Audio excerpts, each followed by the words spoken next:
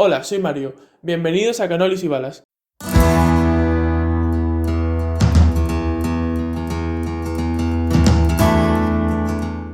En el día de hoy hablaremos de las 5 familias y la comisión, pero antes de meternos en materia me gustaría presentarme.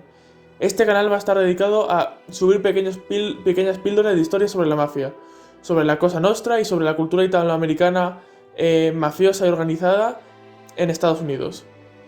Trataré de haceros vídeos que resuman ciertos temas de importancia, así como hablaros de las películas más relevantes en este género. Bueno, comencemos. Para empezar a entender sobre este tema, hay que saber que la mafia no es lo mismo que la Cosa Nostra y no es lo mismo que los gángsters. La mafia como tal surge en los estados del sur de Italia en el siglo XVII y XVIII como asociaciones de patriotas que se dedicaban a luchar contra extranjeros invasores. Ese pequeño grupo de patriotas, como había en miles de países en esas épocas de liberaciones nacionalistas, empezaron a transformarse en culturas criminales y culturas organizadas cuando empezaron a pedir diezmos y ofrecer protección a los ciudadanos de la zona. También hay que entender que la zona del sur de Italia era una zona muy pobre, por lo cual estos mafiosos y esta gente se podía aprovechar de ello.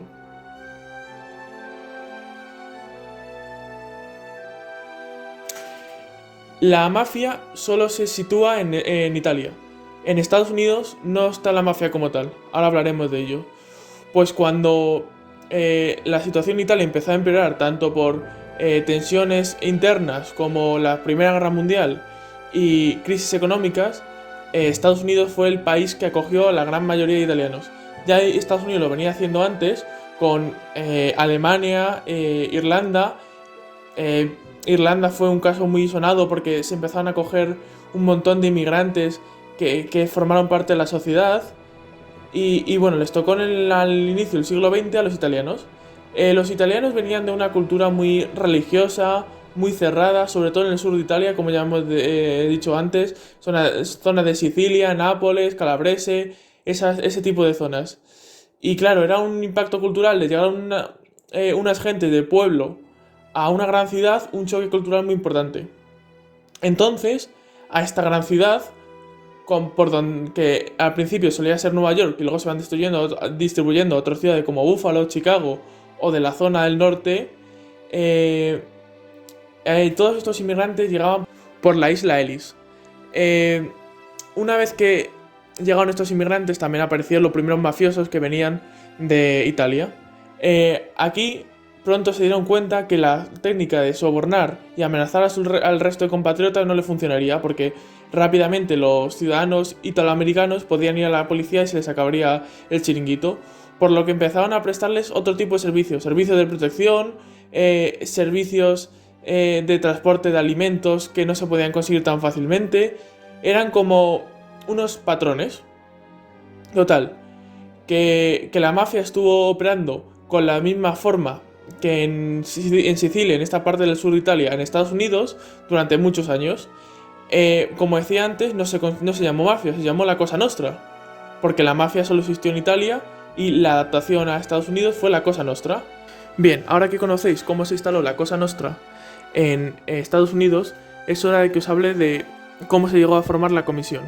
Bien, uno de los jefes más destacados fue Giuseppe Masseria, el cual nació en Sicilia y de pequeño se trasladó con su familia a Estados Unidos.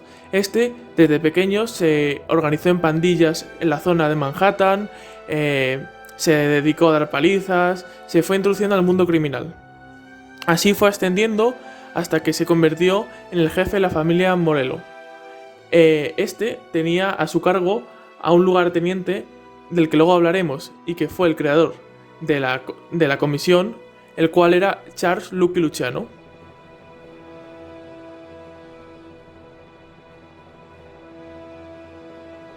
Bien, hay que entender que en este contexto, en los años 20, se produce y se promulga la Ley Volstead o Ley Seca. Esta prohibía la venta y consumo de alcohol en todos los Estados Unidos, lo que provocó que muchos gángsters y muchas pandillas se hicieran de oro y aprovechan este momento para vender alcohol de contrabando. Al principio fueron sobre todo los grupos organizados irlandeses, pero con el paso del tiempo los italoamericanos les fueron superando. Y es aquí donde en 1930, con dos familias enfrentadas, empieza lo que llamamos la Guerra Castellamarese. Este conflicto duró un año, desde el año 1930 al 1931, y enfrentó a las familias de Giuseppe Masseria y Salvatore Maranzano. Tras violencia y actos de agresiones, este conflicto se resolvió debido a un pacto secreto entre Salvatore Maranzano y Lucky Luciano, uno de los lugartenientes de Giuseppe Masseria, que concluía en que Lucky Luciano asesinaría a Masseria y este conseguiría su propia familia con su apellido, la familia Luciano, y esto se realizó. En 1931, Lucky Luciano atrajo a Masseria a una reunión en la que este fue asesinado. Tras esto, Maranzano se pudo proclamar como el jefe de todos los jefes, organizando así la mafia en un sistema de 5 familias.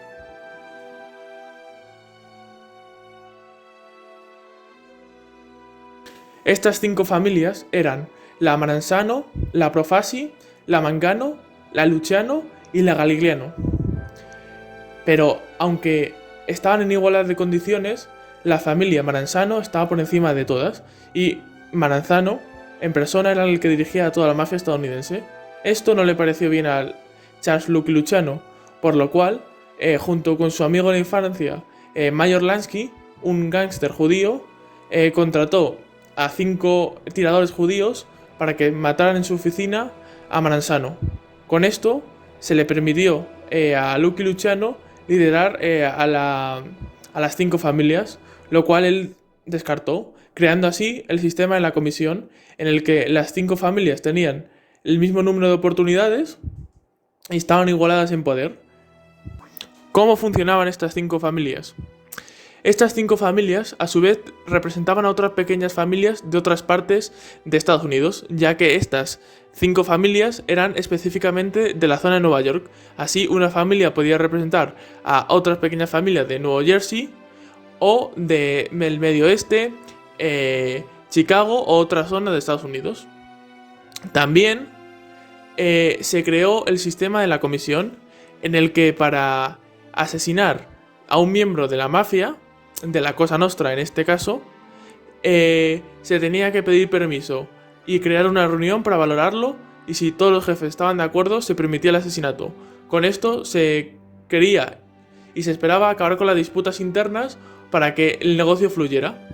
Si bien esto no surgió mucho efecto y con el pasar del tiempo seguían habiendo conflictos internos, ayudó a controlar un poco las aguas de venganza, por lo que en las familias se concentraron principalmente en hacer negocio. Bueno, hasta aquí el vídeo.